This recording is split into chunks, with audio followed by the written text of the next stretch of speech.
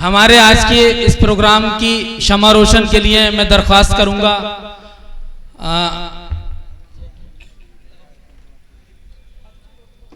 कुमार वासित अली साहब से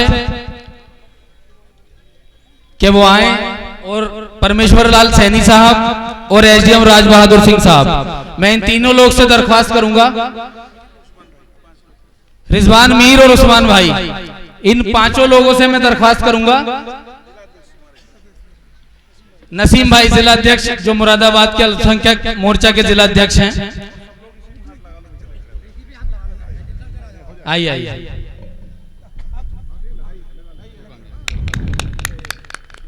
एक बार जोरदार तालियां बजा के इस्तकबाल करें।